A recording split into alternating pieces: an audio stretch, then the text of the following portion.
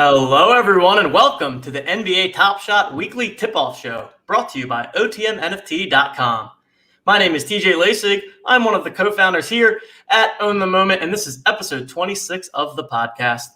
This is the show where we will update you on all the news and information you need heading into this week in NBA Top Shot. And as always, I'm joined by my co-founder, Mr. Justin Herzig. Justin, how are we doing tonight? It's going well. I feel that my blank wall and partly window is just being completely overdone. I mean, I don't have the Rodgers. We got the De'Aaron Fox. I got to up the game. All of my collection, my fanhood, it's virtual. It's NFTs. But we'll see. Maybe I have to actually bring the real world out here too. Yeah, maybe we have to get you one of those. You know, we can put something in your wall. You can display your NFTs. You can have the Jokic handles going on in the background during all of the shows. You can flex the double jersey number LeBrons. I think we are on to something here, Justin.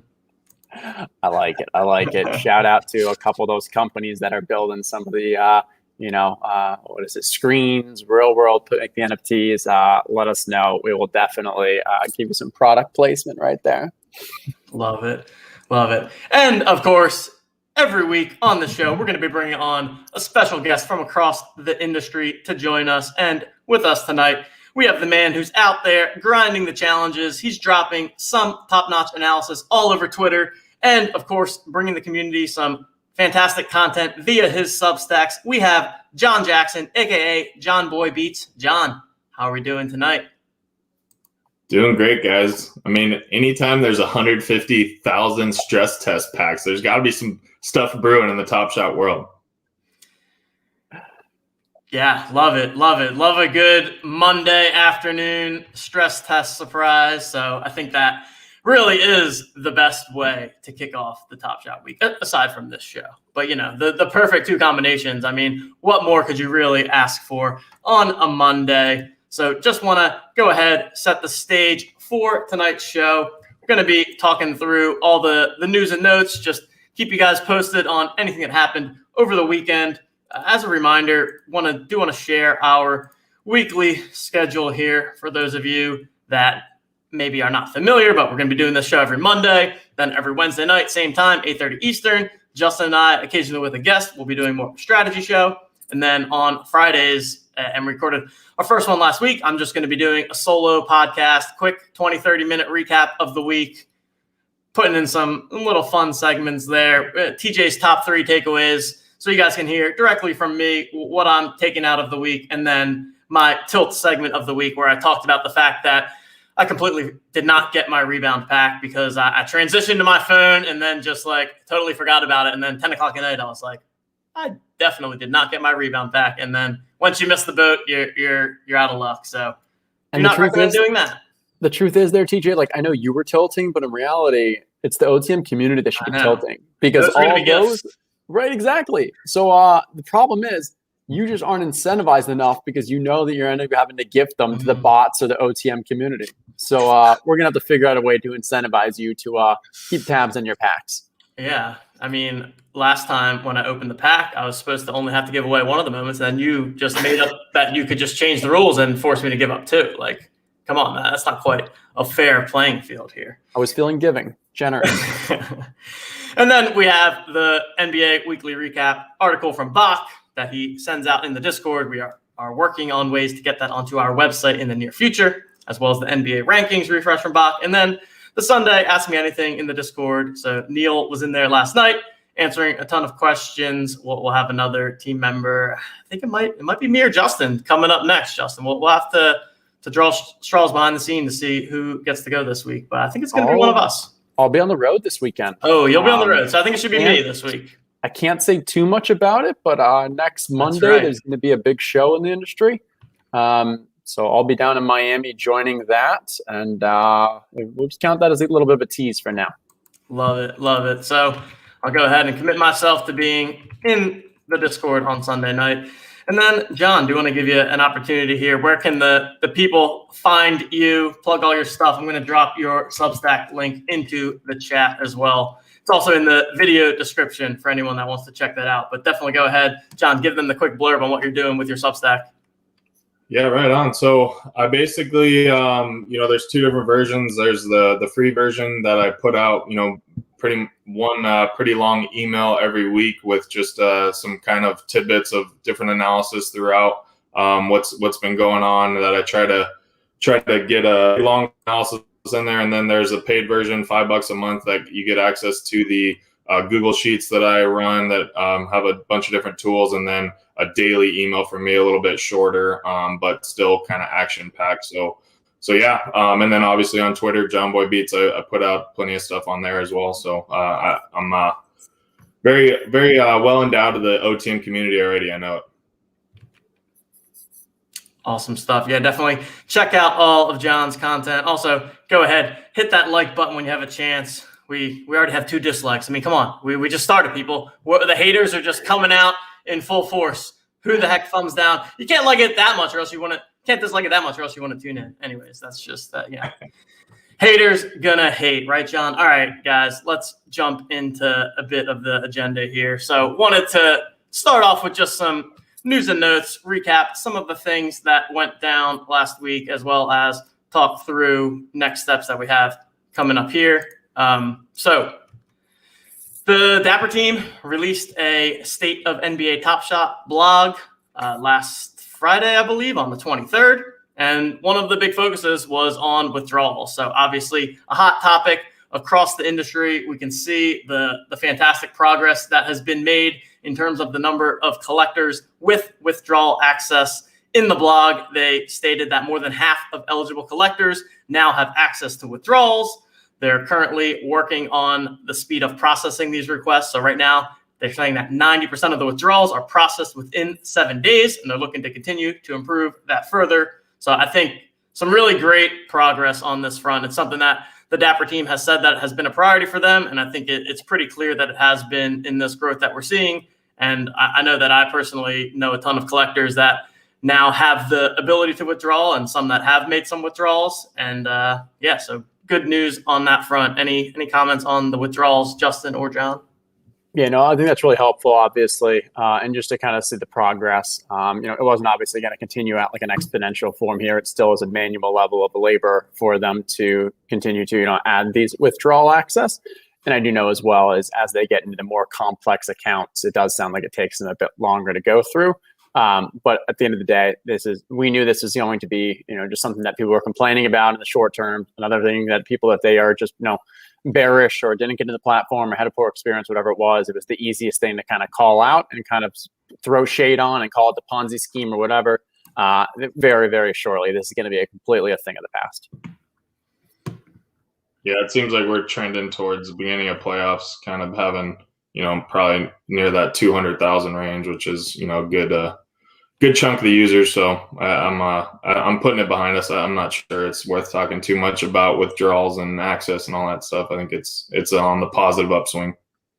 Yeah, and I think one thing we actually didn't mention here, but kind of went under the radar, that 50% of accounts got the transaction history as well, transaction log. So I myself have not, so I didn't get a chance to kind of play with it, but I saw some screenshots on Twitter. But I think that's a very valuable under the radar addition. And just adds a level of legitimacy and usability for people like us, where yes, you can go to your click the bell and see all your kind of purchases and stuff, and it's not in the greatest format, but be able to see like, hey, how much did I actually transact? Because right now, for me, the experience has been I put Dapper on. I don't know how much I've put on. Like I guess I can go to my Coinbase and see what the transactions are, but it's not a really seamless process. Being able to kind of solve that and just making it easier to really track I think adds a level of legitimacy to the platform. Definitely. So great news on the withdrawal front. As Jon said, I think it's going to just become a non-conversation, which is really what we're looking for. And as Anthony says, no longer have to listen to the clowns on Twitter. And then just wanted to also highlight a couple bullet points from the office hours that occurred on Friday. So shout out to Jake for providing us with the awesome office hours notes as always. We found out that there's going to be some sort of new special common set after Cool Cats. We'll definitely be talking Cool Cats in more depth later this show. But the idea is that we expect Cool Cats to wrap up probably sometime in the next month, maybe before the playoffs. We'll see. And then obviously the Master Challenge goes along with that.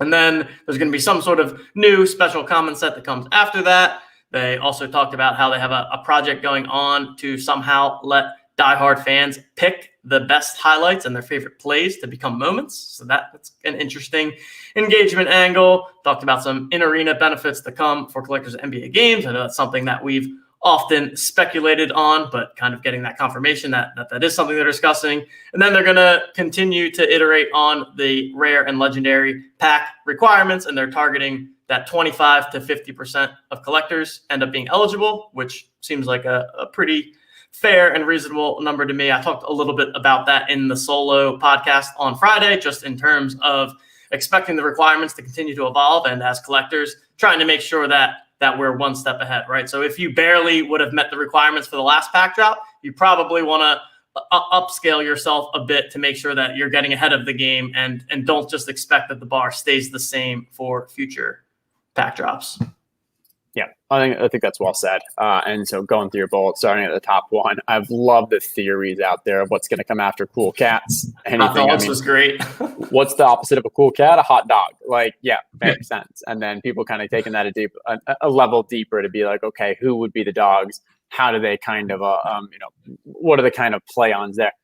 I don't know if they really said, though, that this is going to be the same thing as cool cats. Where like cool cats has gone on for, it's going to be about a 3-4 month period. You have multiple drops, all these challenges.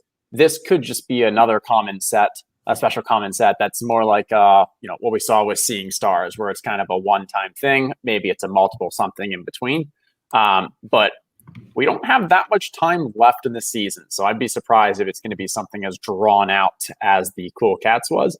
But I think it's just having common sets is a great way to kind of include engagement. It's pack drops that a lot of people have a great chance of getting at. It's pack drops that can attract new users, and those new users kind of start turning into a collector, because if you want to complete the challenge or complete a set, it's a bit more feasible to do. So I think having more common sets is a lot better for this ecosystem going forward. Yeah, I mean, I think one of the things that I've been thinking about, and this is probably more of a future thing, but you know how they had all the different sets, like the throwdown and the denied and stuff like that, and I think those may have been rare sets in Series 1, but it would be cool that if they could like kind of group up all like some of the best like highlights from the year and have that be like kind of a right before playoffs, just a common set of like 10 to 15 moments that are just like some of those, highlights that everybody's just been searching through all year, and label it something like, some sort of highlight reel type of thing. I know, they fit in some of those moments with the Anthony Edwards dunk and stuff like that, but it would be kind of cool to get that pack that just is like, okay, this is a common, but all these moments are just awesome, Right. Like, Miles Bridges, like you could do an entire set of just Miles Bridges, right, TJ? We'll get to Miles Bridges later in the freaking show, Justin. Unbelievable. But yes, he does have some sick. You could make some sick dunks from Bridges. But yeah, I see. It's like John Hickey saying maybe it's a playoffs common set, maybe like that Seeing Stars. I think that's also definitely possible. And yeah, like we had a few of those sets that you referenced, or even a couple legendary ones that are outside of the main. From the first one is from the first series as well. Seems like there's not going to be much rhyme or reason or really consistency outside of those core, hollow MGLE and so forth. I was honestly surprised that like rookie debut ended up not being a year-over-year set like that. I think the rookie debuts are for the Series 1 are some of the best moments because it really aligns that kind of rookie aspect. I think I mentioned this on a previous show. Maybe they don't want the rookie to be just so heavily weighted compared to the card market because it dilutes, the more general, and they want to say, hey, everything has value. So we'll add the badges, but not an entire like set like that each time. But then they've also teased that maybe there would be the rookie legendary. So who knows? It's all speculations, it's all guesses. But we'll continue to kind of stay engaged and see what happens. Yeah, makes a ton of sense. Any other things that either of you guys want to touch on in terms of some of the? I mean, I think we talked last week enough about the pack drop requirements. I don't think we need to elaborate on that much further. But John, any other comments that you wanted to make on any of those bullets or just any of the top items that we heard about last week? I mean, I think just the thing is that, them saying they're targeting 25 to 30% of collectors eligible, which is quite a bit higher than what were eligible for the legendary and for the rare or the last MGLE. So, maybe a good for those that feel like they got burned, even though they are a true collector. Maybe they're trying to work through some more angles to get some more people involved. Yeah, we'll see. And I thought it was interesting that they grouped and they said we're targeting 25 to 30% for rare and legendary. I would have thought that it would have been more like maybe for rare you target 25 to 30%, maybe for legendary you target something like 10%. Because it feels like it should be harder to get that legendary, but maybe they're just trying to say like, hey, we feel the same amount of people should be eligible for our nice moments. Obviously you got to pay a little more for some of the others. But yeah, I mean, it's interesting. And I think people would be pretty happy with 25 to 30% chance of getting those going consistency. And across a year basis, if you join them all, you probably end up with approximately one rare and one legendary pack, which is kind of cool. Makes sense. All right. And then obviously the big news of this Monday was that we had another surprise pack drop stress test series 2. Release 31, so we had 50,000 more packs that were out there and for grabs. I think we ended up with just over 100,000 people in line. Justin, what did we see? Like 113 is what Top Shot was posting during that. Yeah, 113,000 people. So less than we've seen in the past. I think a lot of that is because this was the fastest that we've seen in a bit, where it was just only a 30-minute warning. So for anyone that disabled the notifications from OTM. Yeah, you got to get the notifications back on.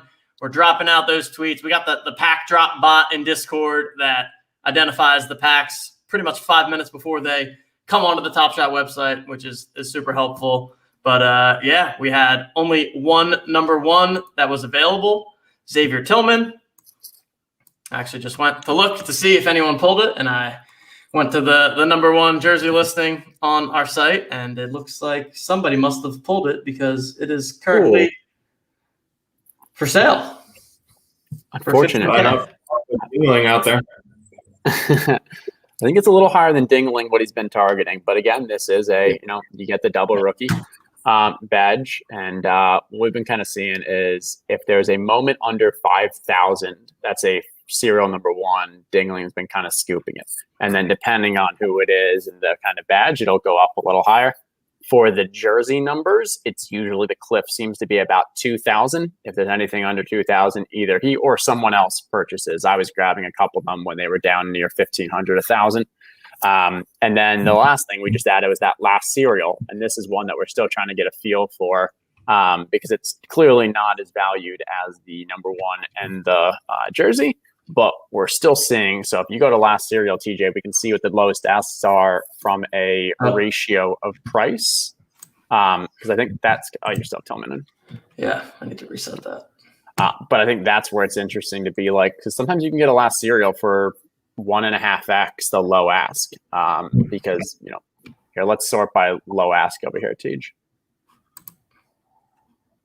Or sorry, not low. Price below ask. My bad. Yeah. And one more.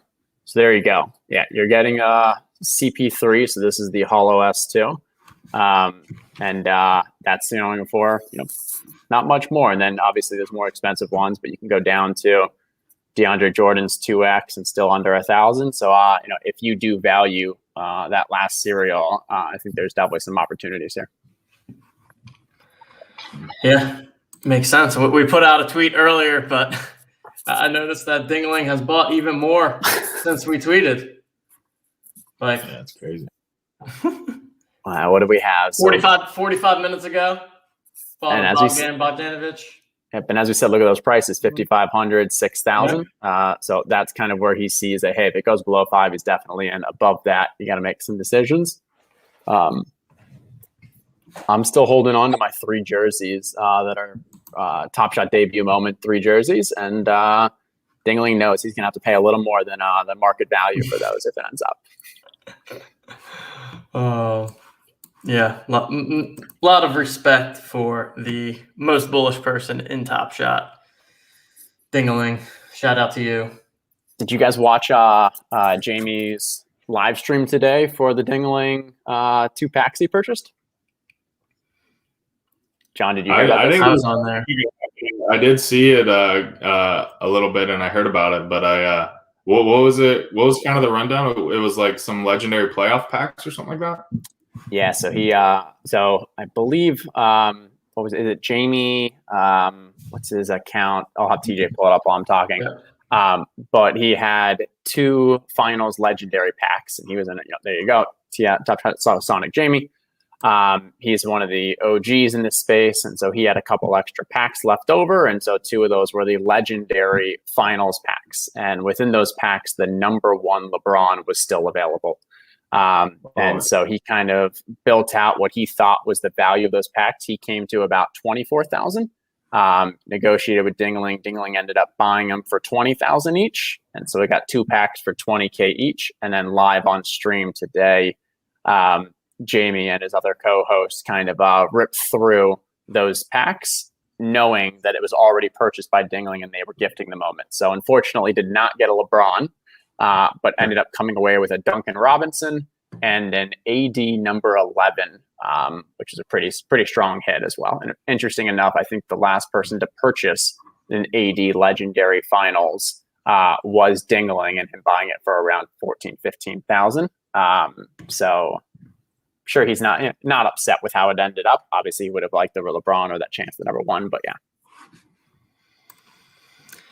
And then segueing perfectly into the next.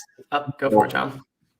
No, I was just going to say that kind of some of the potential of those future having the ability to sell packs in the future.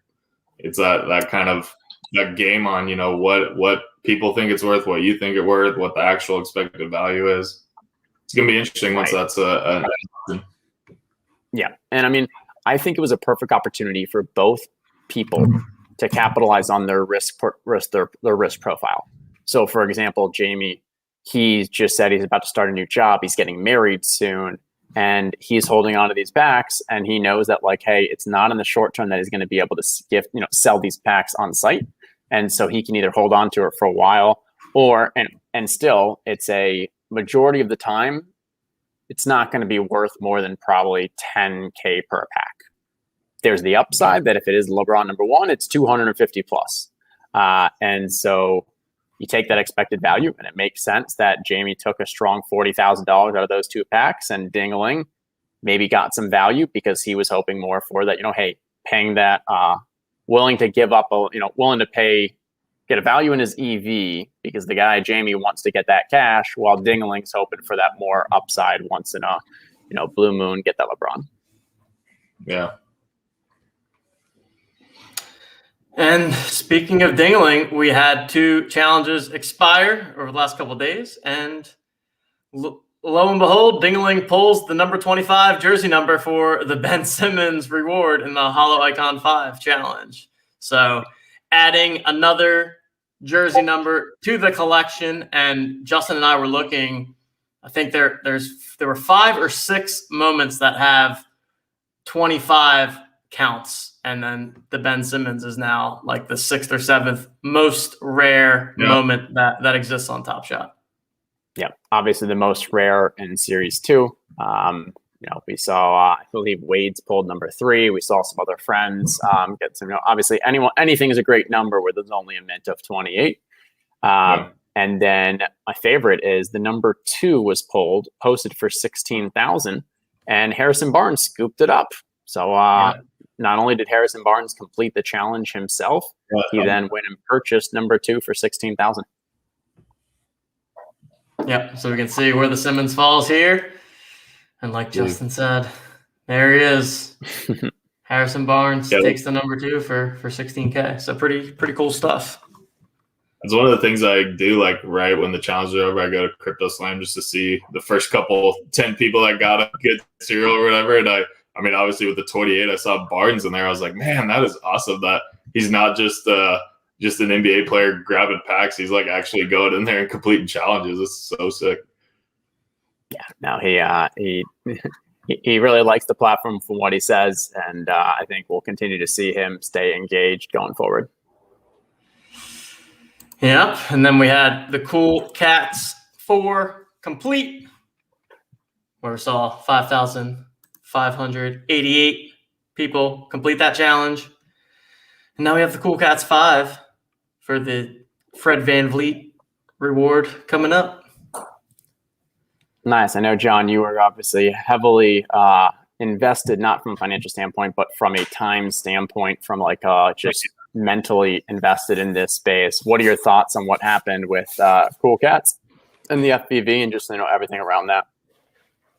Yeah, I mean, I think from a Cool Cats 4 standpoint, early on, it was kind of easy to see that this was going to be the most different challenge that we had gotten, to date in the Cool Cats series, right? With a couple of commons that were the bottlenecks versus the actual Cool Cats themselves. And I mean, to be honest, I was a little bit surprised how long that it took for people to kind of get the sense for that. I think, everybody was still, holding on to the normal challenge kind of trend that's been happening where, it kind of hits a peak or plateau maybe towards the middle and then kind of tails off towards the end. But what we saw in like Cool Cats 3 was some of the Cool Cats guys like skyrocketed near the end and they were able to get flipped for a little bit. And so, just the whole week, just seeing different questions and seeing different people about it. It was definitely pretty polarizing on people's stances on that. But, one of the things that I started looking at really after the Anthony Davis kind of got squeezed at the very end of Seeing Stars was how to try to figure that out at the end, how to try to understand like which moments are going to be more needed at the end and which weren't. And I forget which one it was. I think there was a challenge that had Zion in it. And he was, for the most of the challenge, he was the highest, priced piece of the challenge. And on the last day, he was just free falling as people were trying to kind of unload him and sell him, to flip it. And so, that kind of triggered in my brain, like maybe there's other ways to try to figure out what's really going to be the most owned besides just the highest priced. And so that's where, factoring in a bunch of different things to try to figure out that squeeze is basically just, simplifying it down to like how many are needed based on, the tools on the OTM website, which is awesome, that Neil has running, and then how many are listed in the marketplace, and kind of like, doing some comparisons there and accounting for dupe, accounting for additional undercut and stuff like that. But using those kind of metrics is where the sleeper of Jeremy Grant kind of popped up. And, that was something early on in the week was a great buy because, there was a lot of potential with only 700 listings, but then it kind of didn't play out great at the end. And maybe we could talk about that later. I have some kind of theories on that. But anyways, I thought it was a cool challenge to watch, especially that last day when everybody was just kind of running up at the end.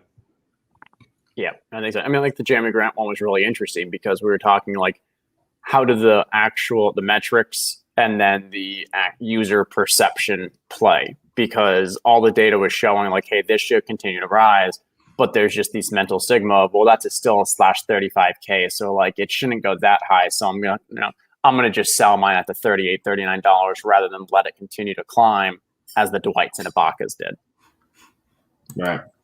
Well, and I think the crazy part of the grant, I mean, like, it's funny how you see some of these things happen sometimes. And I know there was like a good example when the LeBron Seeing Stars came out, like right after that, there was like a big marketplace shutdown. And so like the LeBron Seeing Stars was like climbing up like past 1,000 onwards to like 1,200. People were just gladly buying it. And then the marketplace shut down. People like realized they all of a sudden had a LeBron on their account or whatever. And then as soon as it opened up, it just like cratered back down to like 700, 800. And it's like people, you got to kind of understand like what the demand is a little bit and try to, play it into, play it smartly. And I think that what we saw that on like Saturday with Jeremy Grant, where all these people started buying up Grant because of, seeing such a small listing. And it got down to where there was like 200 listings on the whole site, which is like a crazy amount compared to being a 35K moment. But then, everybody started kind of flipping it to try to get that profit. And that was one of the big takeaways I had when I kind of did a little bit of a post-mortem after, like, okay, why didn't Grant run up as much at the end? And I kind of did some math and figured out that there was a lot more people who were piling up Grant during the challenge than people that were actually completing the challenge. You can kind of do some quick comparisons there. And so I've actually added that into my spreadsheet moving forward, just to try to make sure, like, we're not targeting a guy who's maybe overexposed in that flipping and that kind of last minute free fall, because when it gets crunch time there at the end and you're trying to chase the underwave, it is hard to manage. Yeah. Well, and I think one thing, and I think you and I talked about this in the Discord earlier, but maybe it was on Twitter too. The risk if you are buying the Jeremy Grant to complete the challenge and you just need one and waiting is that maybe it does jump from $40 to $45 and it costs you an extra $5. If you're someone that has 10 of these Jeremy Grants, the risk of waiting and selling is not just that $5, and it's not just $5 for each of them. It's if you don't sell it at 40, well then, and if you don't sell at 35, those are going to drop down to 5. So now our risk is $25 per, plus if you have 10, we're looking at $250. So the risk for the seller is literally, I mean, we're talking 500x of compared to the person who's buying. And I think that's why near the end of the challenge is like there ends up being that sell-off, and it's logical, but it's something we should account for.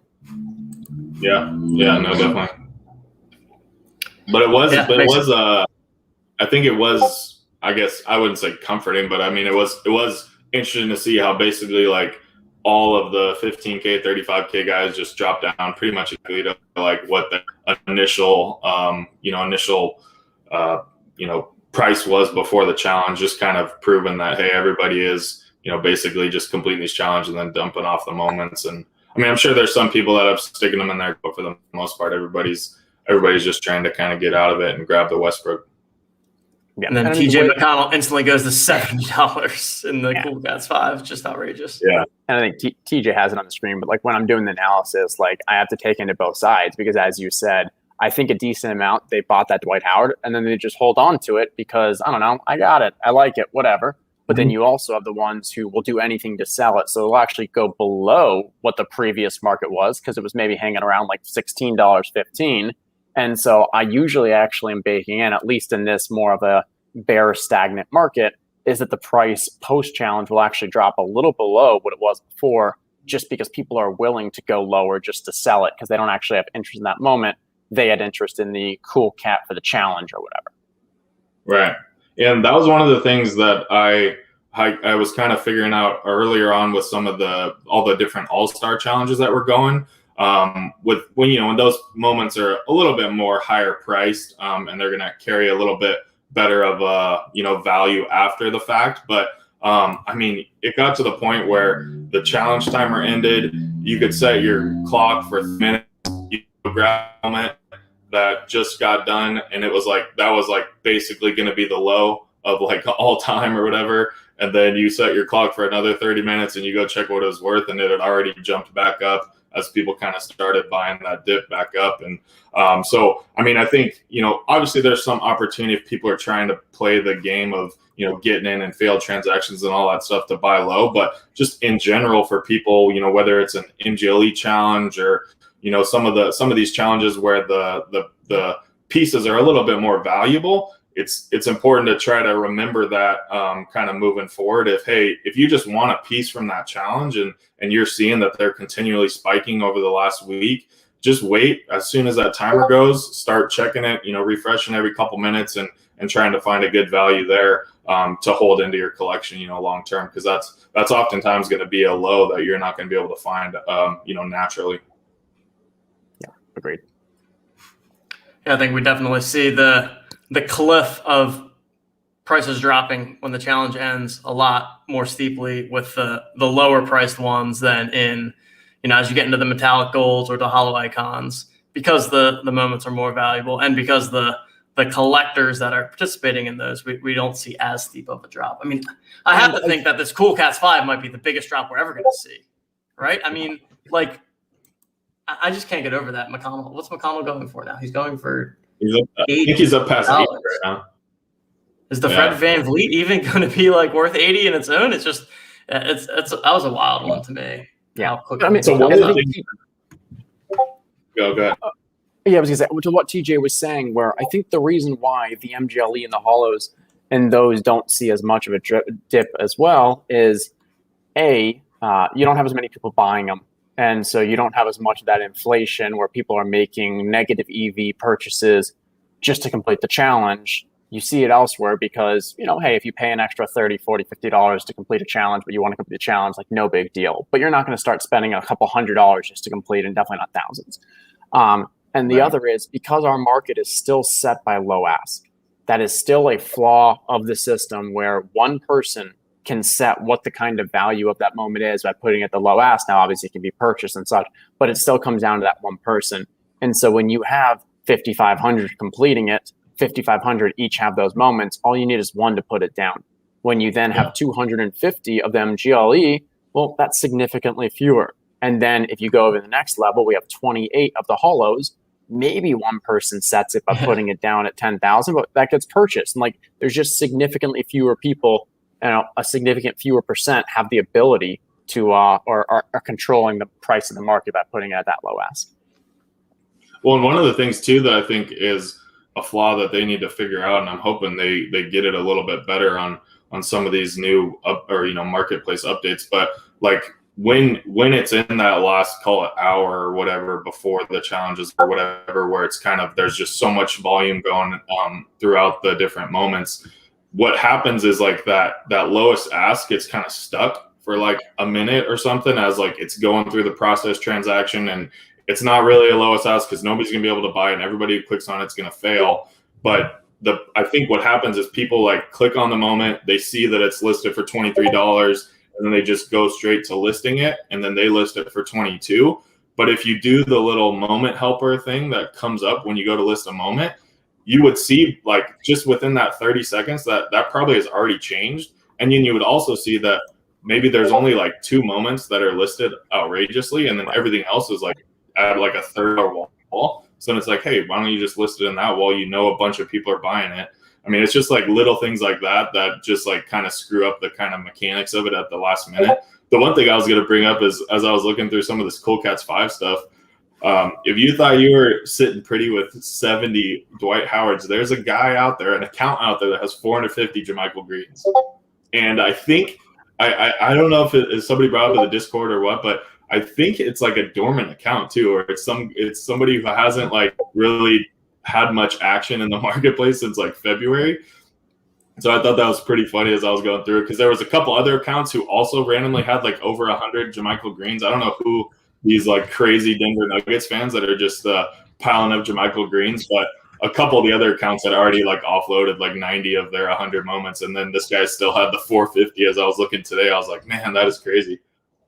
I'd be curious to go look at that account and see what the average price was. And I wonder if Jermichael Green was one of those moments in the early Series 2 that was going down for $1 or $2 at one point, and it ended up just being maybe a bot or maybe a human, but someone just saying, hey, I am buying all of these at $1, $2, because Jermichael Green probably at one point was the lowest moment, like lowest price moment on the site. And I wonder if he ever got down to that 1, 2, and that's why someone has 450 if they just decided I'm going to buy the complete floor. No, I don't know, but yeah. Look at that! Look at that spike. Yeah. Pretty wild. And let me put a bow on it, because to go with what Jon was saying and what we're talking about the marketplace, this is actually one of the reasons why I'm bullish long term at the current prices as well. Because there's a lot of market dynamics right now that are favoring, or not even favoring, but biasing towards prices being worth lower than the actual value of the moment, such as the low ask being the driving price for how we value moments in the marketplace. When we get to a bid system or something more of an equilibrium, similar to a stock market, where you have 2 sides that are actually providing information on what they would buy it and what they would sell at, that's going to provide a bit more that 2-sided marketplace and drive it up. And so that, combined with some of the other technical things you were talking about, such as like the delay in posting and so forth, recent transactions aren't truly still on the site right now, so people can't even see. Like, these are all short-term technical challenges that I feel slightly bias the market towards lower prices that I have confidence long-term aren't going to be there. So if you say, hey, I have it discounted 10, 20% discount at current prices based off just market improvements, that's a reason why I'm bullish on my account, and all of our accounts long-term at the current price. Yeah, no, for sure. Anything else you guys want to touch on with the challenges? What do you think? So I know in the office hours they kind of hinted at there's going to be another base, or I guess they said there's going to be another common challenge for the Cool Cat 6. He kind of took the base set and thinking it may be some sort of common moment, but I mean, I love these like base set challenges, or these quick like 5 common challenges. I think they're a ton of fun, and I saw somebody, I'm not sure where it was, but they brought up the recommendation of like, what if Top Shot just did like a daily challenge? It was like 5 moments, and it was just like a 12-hour timer or something like that. That'd be pretty wild to see some of that stuff ebb and flow. But what do you guys think for the Cool Cats? I think they're just do a couple more 15Ks and 35Ks, or just something. Let me take your latter first. I love the idea of a daily challenge and incorporate it with the hardcore game. Hey, for today to play the game, if you have these 5 players, like you need to play with these 5 players. So if you get their moments, it'll give you a boost or something. And now it's not collecting those 5 to maybe complete one of our traditional challenges, but it's you should collect these players because this is who you need to play with, or this is who you need to beat, or whatever it is. And that adds that form of utility value. As for the Cool Cats going forward, have no idea. We have no information. I love the idea of it being a kiddies and the idea of the /35K rookies, and just saying like, hey, maybe they have a common challenge of just like 5 of these /35Ks and they take a wide range. I think that, like, from a coolness factor, from like, that's a really good idea, I love. But no, we have obviously no information at all. That was just a cool idea that someone in our Discord came up with, and I was like, I like that. Yeah, love the idea of the daily challenge, and incorporating it with the game, I think, is a really cool idea. I think we're going to see a lot of cool, fun, innovative, interesting ideas in the future. But I think all eyes are going to continue to be on what happens with these remaining. What's there going to be 3 Cool Cats left after the Fred VanVleet, right? 3 more Cool Cats, and then the LaMelo Showcase, which we're not 100% sure, but they've highly alluded to it, and they've even said like we're likely doing that. So we'll see whether or not, again, that's part of the current Showcase challenge, or it's going to be something different. We'll see. But if you haven't got your 20 likes, get your 20 likes. I need to get my 20 likes, actually. I'll be tweeting that out. Everyone needs to go like my show or like my Showcase. It's free money. It is a way for Top Shot to give back to the ecosystem. There is going to be some form of a bump, whether it's short-term, long-term, or whatever, but just getting this money back in the hand. And there is a non-zero chance that they also give out a Cool Cat moment to people who get a certain amount of likes as well, just because they've alluded to a Showcase challenge. And I'd be a little surprised if they run a whole new Showcase challenge after this one, which ends in, I think, still like a couple weeks. Go ahead, do it. If you're watching after we've already posted this YouTube, put it in the comments. We're doing our best to get everyone that's commented 20 likes. We've been sharing them with our Discord as well to make sure that, hey, we're just going to share the wealth. Get people to the 20 likes. There's no reason not to. It's best for everyone in the ecosystem. Yep. So if you're watching this after the fact, you can go ahead and put your Top Shot username in the comments. We'll make sure that we go ahead and get those likes in. If you're watching it right now, you can even go back to one of the older videos. And any of the videos where you drop the Top Shot username in, we'll make sure that we go ahead, get all the OTM team in there to make sure we get everyone in the community those 20 likes so that we can get some free cash. And then, so that's one of the likely Cool Cat. And then the other 2, as John said, there's likely going to be another common challenge or something like that. And then there's one other that we're not exactly sure. If we go back to the initial wording, they kept saying like, hey, we're going to find unique ways to get these to put these in the hands of collectors that are not just pack drops. So we'll see. They've used challenges, likely gonna have the showcase. We had the Carl Anthony Towns with the Crypto Kitties. Maybe there's something else out there that we're not sure about. We'll see.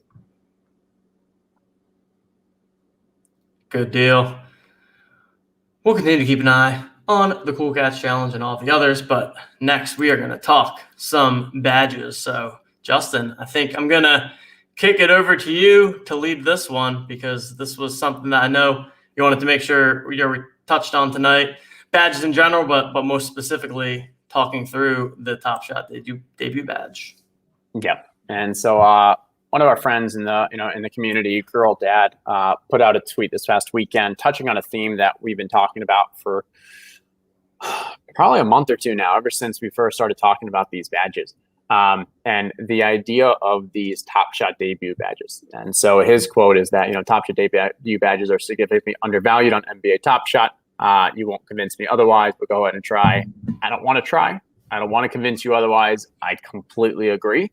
And the argument that we've been making is that the way that the experience feels right now, that there's just tons and tons of badges, and that so many of these moments have Top Shot debut badges. But the truth is, as we go forward, that's going to be significantly less the case. So this is what we did, is just kind of tracking of so we used common moments. We got Series 1 on the left, Series 2 in the middle, and Series 3 on the right. For the people listening in the podcast later on, we're just showing a chart. Hopefully I'll try to talk through it, but otherwise you can see at YouTube to actually visually see the chart. That gray in the bottom left there, that's 23%. So of the Top Shot common moments in Series 1, only 23% don't have a badge. And majority have the actual Top Shot debut, and then you've got around 6% that are the rookies and have the Top Shot debut.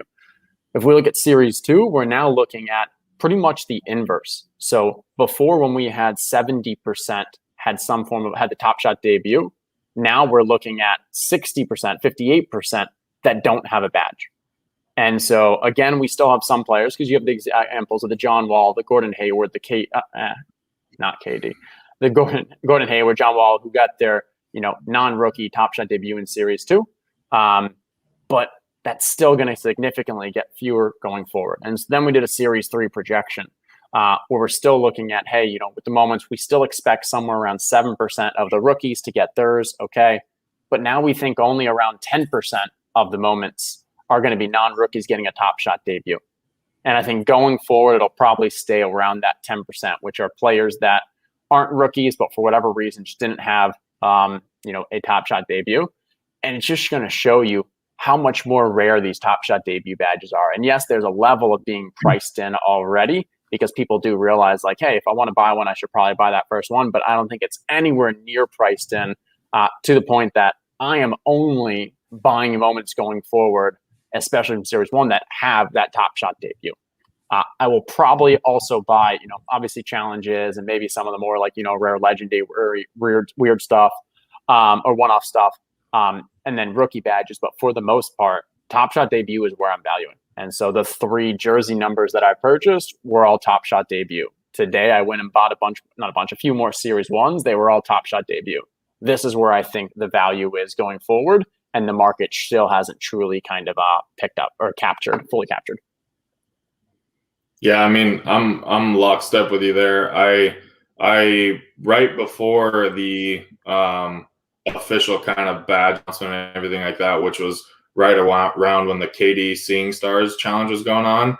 I had all the KD Seeing Stars, and I was gonna complete the challenge, and I made an opportunity cost decision to just sell off all the KD and go grab. I think I grabbed 10 or 12 different Series 1 debut badges, and since then I think I've bought a couple more Series 1 debuts. The one thing that I think is a bit underrated right now is, and Girl Dad was saying, I think these kind of blue Top Shot debut badges, I still think, even though they're out in the ecosystem, like you're saying, they're just way undervalued. Because I mean, we even saw when the initial announcements happened, all of the rookies skyrocketed. All the green 3 badge, 2 badge, whatever, those things all went up, and then these blue kind of Top Shot badges had a little bit of a jump, but it wasn't as big. And I think just because people just don't fully understand it yet, or maybe aren't realizing the kind of charts that you're showing here about how rare they really are. But yeah, I mean, moving forward, what I like to think about is guys who, you know, are maybe in their 3rd to 5th year right now, where they're not going to have, you know, they didn't have the rookie badge last year or this year. They're more than likely not going to have a back series that's a true, you know, rookie badge that you know, retroactively adds it there. And if they do, then maybe it's already going to be something that is in the 4,000, you know, serial count anyways. So if you look at all these guys who are, you know, in their through kind of 6 years right now in the NBA, who all, you know, you target some players that you think have, you know, maybe all-star potential in the next 5 years or something like that. If you buy their debut badge, it's effectively going to be their rookie badge when you look back on 4 or 5 years from now. And I think that's just going to make stuff go even more crazy, because a lot of these guys right now maybe aren't well-established studs and haven't made an all-star game and stuff like that. But I mean, the guard's going to change, and there's going to be a lot of these young guns moving up in the popularity, you know. So are you thinking like a De'Aaron Fox? Yeah, I mean, even guys like that are, you know, maybe even a little bit more underrated than that. I mean, I obviously love De'Aaron Fox, so I can't bash him at all. But I mean, like I think some of the guys I got, I mean, I went for a couple big name ones. Like I got a Shea, I got a Bam, but then other guys like I actually did get a Miles Bridges, but Jon Jackson Jr., he's like super slept on, just coming back into the season. You know, Mitchell Robinson, Jared Allen. I think who else did I get? I think I got like the Julius Randle, but all those kind of guys are, you know, have potential to be an all-star. And or you could see them kind of running the league in a couple years. I mean, those are all just great purchases right now, I think. Yeah, Corey, I'm with you on the Bradley Beal. Pump for those Bradley Beals. It's funny. We'll get into this with the weekly pickem stuff, because I was looking at a couple of these guys, but in that range, like Zach LaVine, Bradley Beal, like guys who I think still have that kind of superstar potential, or not superstar, well, definitely all-star potential. Maybe kind of first, second team potential as well, that still have that kind of youth and are not going to get a rookie, but as they mature, may become a bit more mainstream and just from a following. Yeah, and I mean, one of the things that I've been looking at, and I was looking at it before the badges were announced, because this was, I mean, the Top Shot debut itself and all the Series 1 and which moment was actually the Top Shot debut and stuff like that was, you know, a hard thing to figure out before they actually put badges on the site. And so I created a tool that kind of looked at the actual first, you know, debut moment, the one that has the badge, compared to like their, you know, their next common, right? Like, you know, a lot of the Series 1s, they all have a couple in that kind of 1,000 or 3,000 range. And, you know, when you look at those type of things, you kind of expect that there's going to be a premium for the guy. There's going to be a premium for the badge, right? And you know, it's not going to be the same amongst every player is not going to have the exact same premium, but you would assume that over time, and as the market gets more efficient and as there's more users and stuff like that, that there is going to be kind of a known premium that, hey, this badge compared to his other, you know, same series moments, you kind of have to pay up for this. And even right now to this day, there's no, like, nothing's the same, right? There's a, you know, if you look at like a LeBron or some of the bigger name guys, they have a pretty baked in premium and that holds pretty steady because they, you know, get traded a lot, and a lot of people are always trying to buy their moments. But I mean, there's some moments still that are less valued compared to like their next common in line, even though it's a first moment badge for some of the guys who are a little bit, you know, more of a no name. But I mean, that's good stuff to kind of look at, especially with some of these Series 2 guys and stuff like that, on, you know, which badges are not yet kind of baked in on that premium side. Yep, I like it.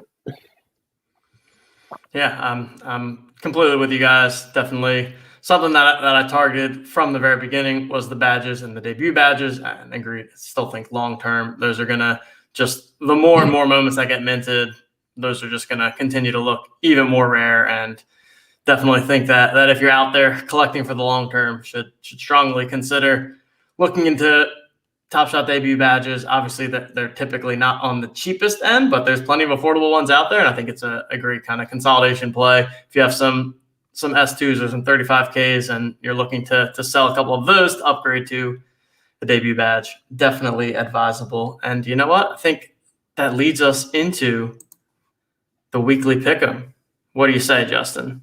Shall we give it a go? Complain. I'm not in any complaint mode right now.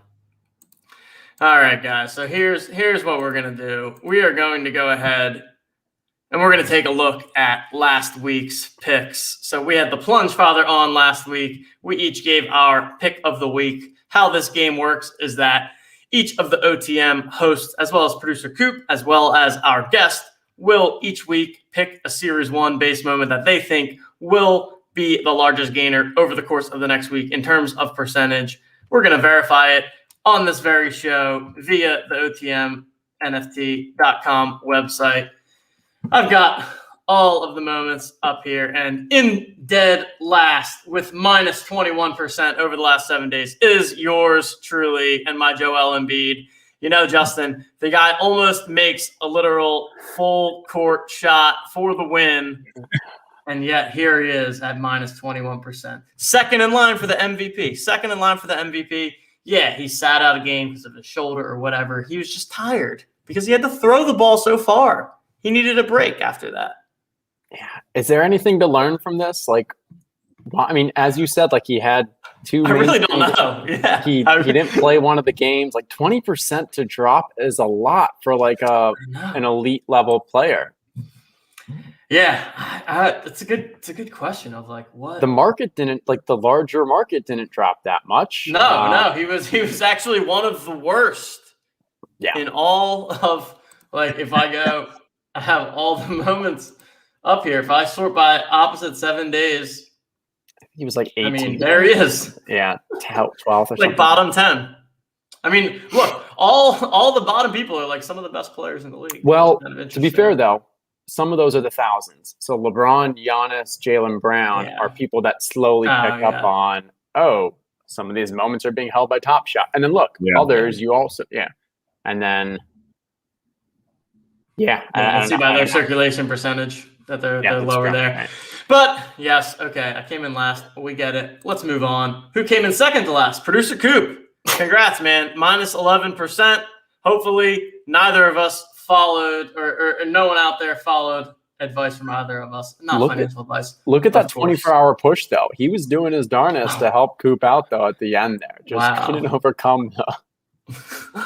What, did you send the minions out, Coop, in the last 24 hours to try and make up some ground, but they couldn't?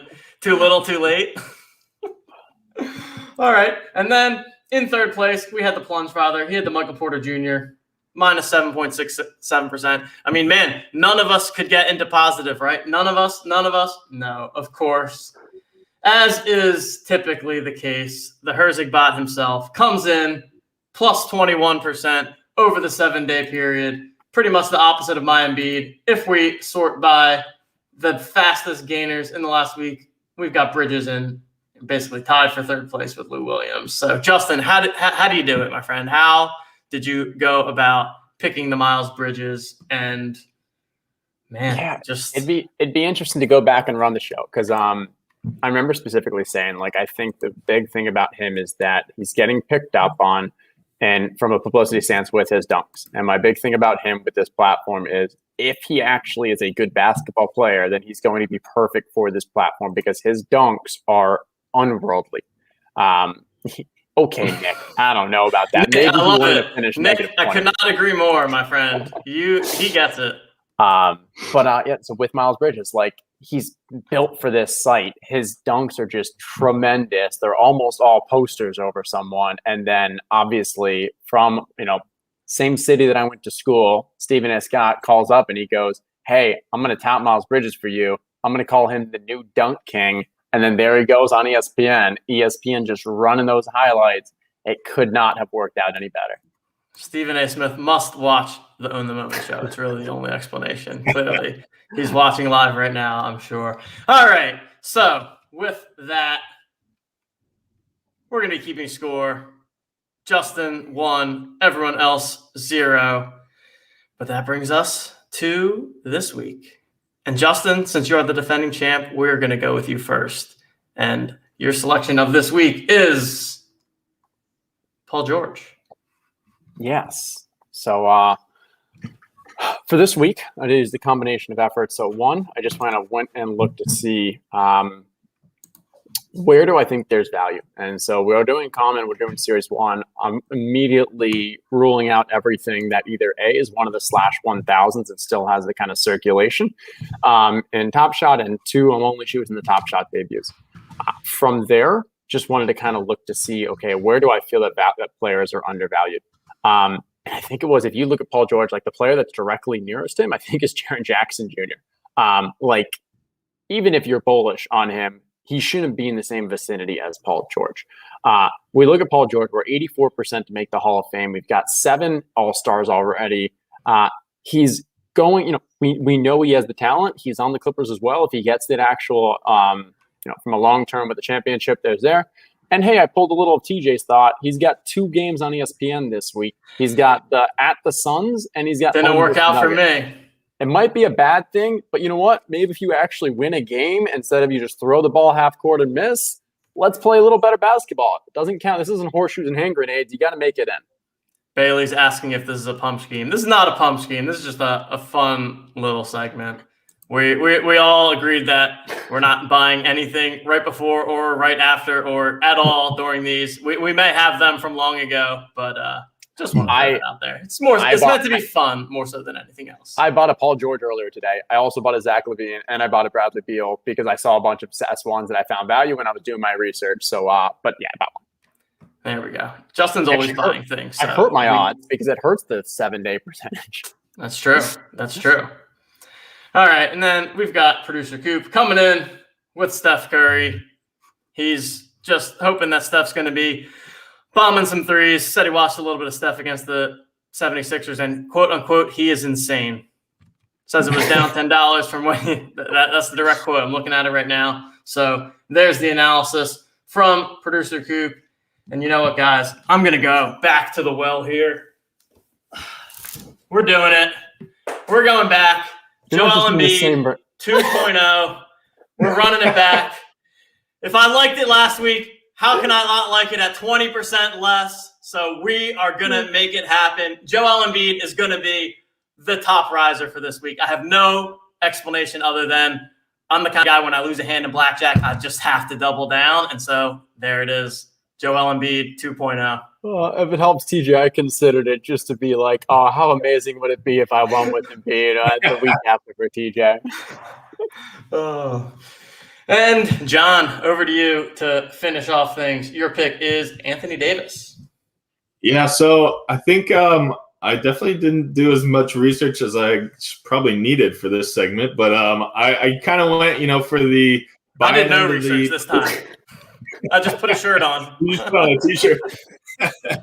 Yeah, I mean, kind of buy it into the post-injury dip. I think they, I actually didn't even look if that's already happened or not, but he has played, 2 games now since coming back. He did get kicked in the calf last game, and that was kind of causing some concern, but he brushed it off, and he's going to be fine. I think he played 28 minutes last game, so I think he's going to be coming off the minutes limit where, he's going to be kind of putting up normal stats again. This is a very underrated part about me looking at moments, but I'm a big thumbnail guy, and this is like one of the cooler thumbnails, I think, with AD and the NBA logo. So might as well see if AD can have a couple big games without LeBron and pump it up there. I like it. I want to throw one more thing. So we see right here, we got Jaren playing at home. So he's picking Sabonis for this week. If others are interested in playing from home, put your answer in chat, and then next week let us know how you did, and you can kind of rub it in if you embarrassed all 4 of us. And even better yet, after, if you put it in the YouTube comment. It's annoying that you can't. I know. So during the live show, you can only talk in the chat. You can't put it in the comments. If you guys put it in the comments after, then we can even review some of them in next week's show.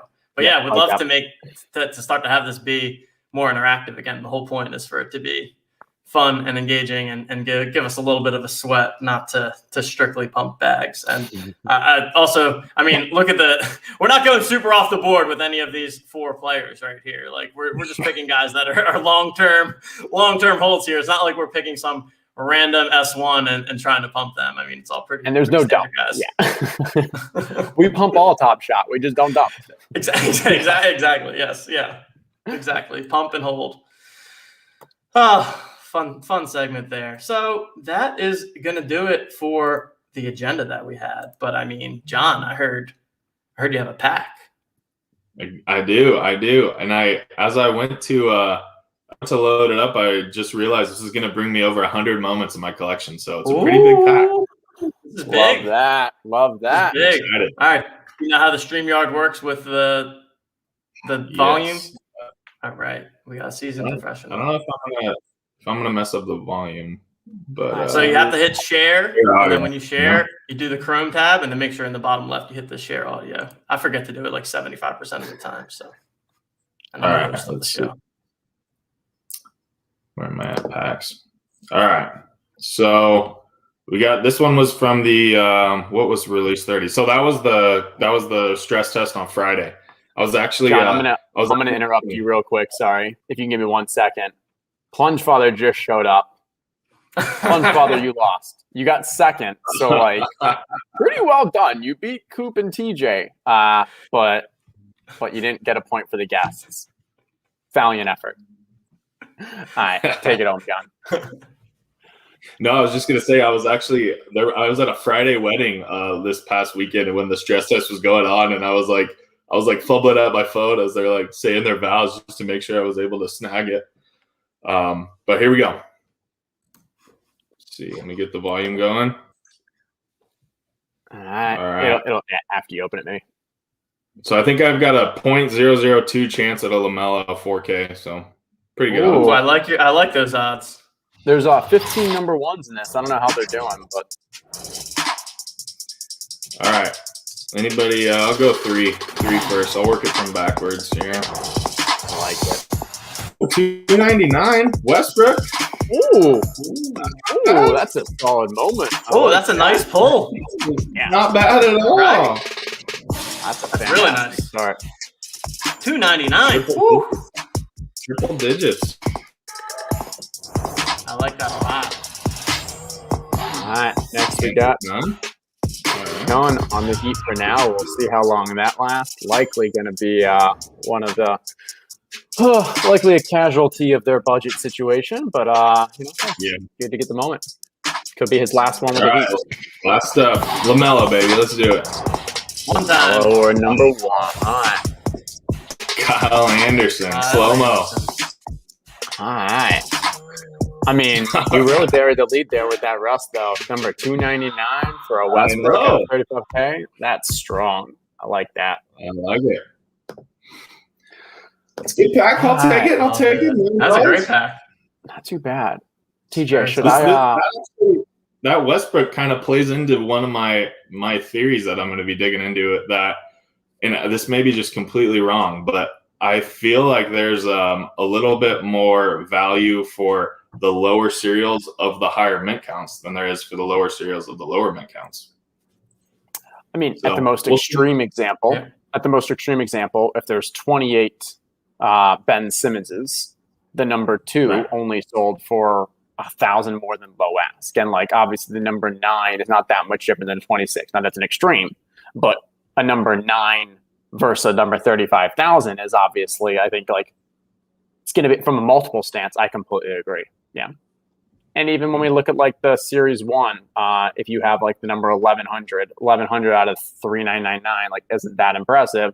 If you get an 1100 out of 35K, again, the multiple is probably going to be significantly more. So I like that. Okay. TJ, I promised the people some OTM versus the bots. I think we got to do it. I mean, the bots beat us last time, right?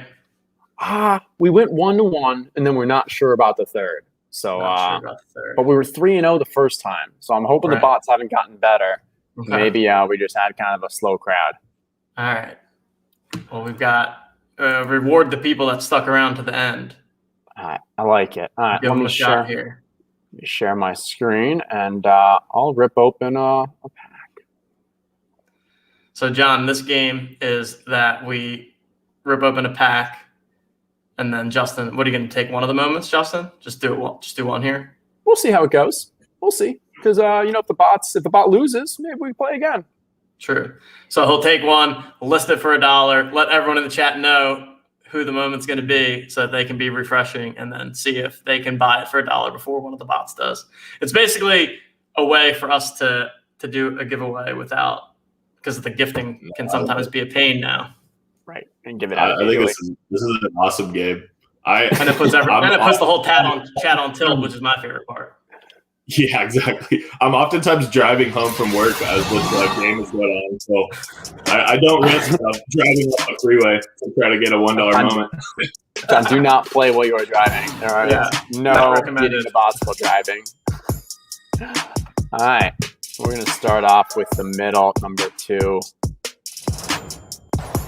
See, we got a high cereal. We got Okoro. Okay. Get a nice little Cleveland Cavalier there. Isn't he a rookie? Isn't he a rookie? That should be a double badge, right? Yeah, I think it shows up afterwards. Yep. Double badge. Always love that. Maybe a cool cat kitty. We shall see. All right, number 3. What are we working with? Interesting cereal there. Ooh, Another. Double. Another. Okay, we got 2 rookies here. Kitty. And we know that I am a big fan of the Patrick Williams. Got a stack of those /4Ks. Let's go with the trifecta. Come on, one more rookie. Let's see, we got low cereal. All right, Dennis Smith Jr., you just got to round out a pack sometimes. Not too bad. Nice little dunk though. Little man getting up. Very cool. 4 badges in one base pack is pretty nice. Yeah, not a horrible cereal too with that number 3,000. Still a top 10%. All right, we're gonna give out a nice little cereal to the and hope the bots do not steal this. We ready? Let's go, OTM community here. Get the F5 ready. All right. Get the trigger fingers ready. We're gonna need everyone to go to Dennis Smith Jr. I can actually pop the link into the chat too for /35K.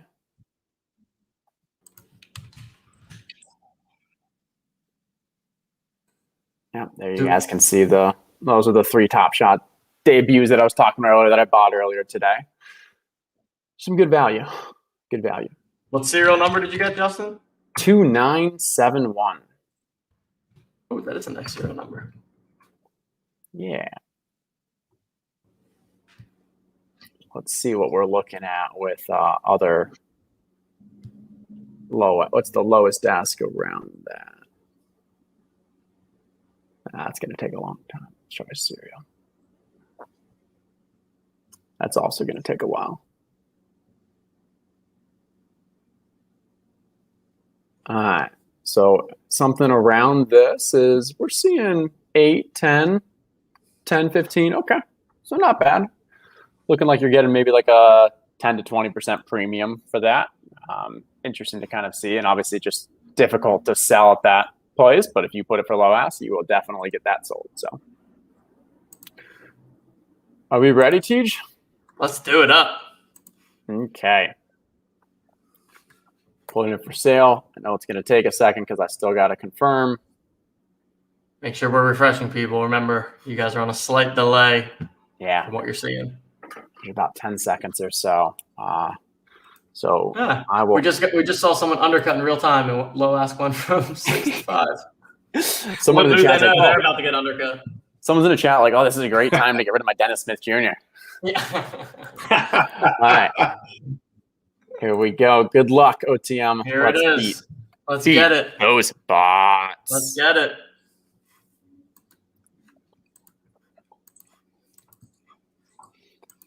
All right. Processing. People right now, if you are listening, it is probably already available. Has to be. I will. I did have one time I posted a moment that it was like during the end of a challenge or something, And as it was in the pending, before it got to green, it updated to green and said your moment was sold. Didn't even say your moment was for sale. I was like, wow, Ooh, that is impressive. interesting. Yeah, that's impressive. For here, it's basically just kind of F5ing here until I see that moment's no longer me. Let's see, what's chat saying? Are they tilted? Already gone. Already so gone. Fast. Literally gone in microseconds. Oh no. I'm hoping it's someone in chat. I'm hoping. I got faith in you, OTM fam. I don't think the bots are quicker than you guys this time.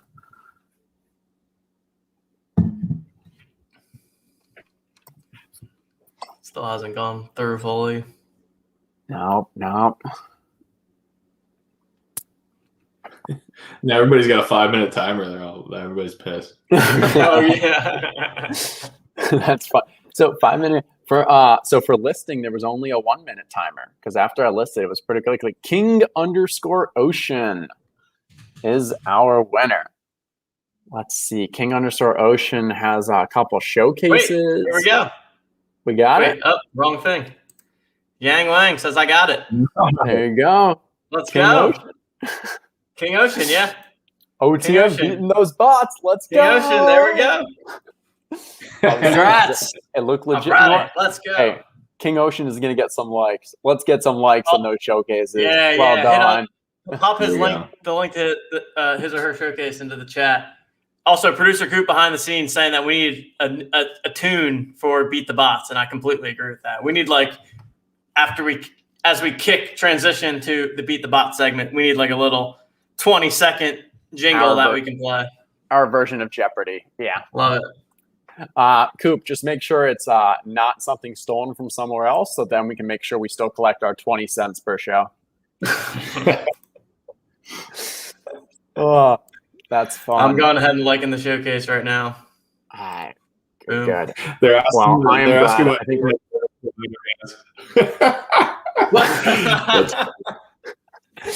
was it mobile? Was it? Yeah.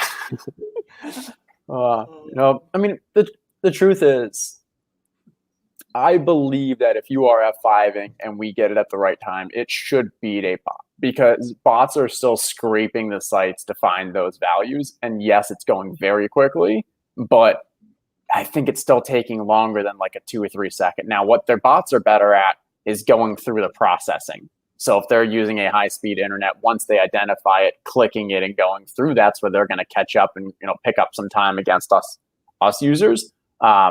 But there's no doubt we have a head start, and just got to hope the people who get there, someone with a fast enough internet connection, can get through to the Dapper and click accept or click purchase. Oh, this was fun. I think we end on a good note with 1-0 OTM. Blake says he said he was on a TI-83. I was playing Dope Wars or all those games that you could play on the TI-83 back in the day. So good. All right, so now we bring our career record to 4-2 against the bots. 4-2-1. We're gonna just ignore that one. We're 4-2. Okay, I like it. We can do whatever we want. It's our show, right? I mean, and what are the bots gonna do? Yeah, the bots can't watch our show. They can't. They can't identify what's a crosswalk versus what's a traffic light versus what's a boat. Right. Yeah. So take that, bots. All right, guys. Fun show tonight. I think we're just about ready to wrap it up. John, do you want to kick it to you one last time? Final words for the people. Let everyone know, once again, where they can find you so they can follow you on Twitter, subscribe to your Substack, all of that good stuff. Yeah. Follow me on Twitter, Jonboybeats. The pinned tweet is the sign up for the Substack. $5 a month, you can get the Google Sheets and a daily email. If not, just hop on the free one as well, and you'll still get that weekly long form analysis. But yeah, thanks for having me on, guys. It was a pleasure chatting it up and going through the upcoming week in the Top Shot world. Yeah, this was awesome. We always love John's analysis, either on Twitter and the Discord and so forth. And we're excited to bring someone on who I know is, as I mentioned, from a mental investment in time, so much into the Cool Cats, and we'll continue to kind of keep track and watch you and watch your analysis as we go forward. Right on. Love it. Yeah, if you're still with us, Oh, go ahead. I was going to say, and then one other thing.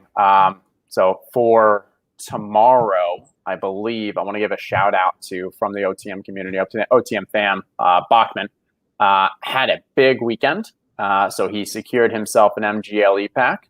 He was in the live final for the FanDuel NBA, and he will be kind of giving his a kind of recap of all of that with a producer Coop After Dark special. So they'll be recording that tomorrow and then publishing it. But I'm excited personally to kind of listen on that and hear how everything went.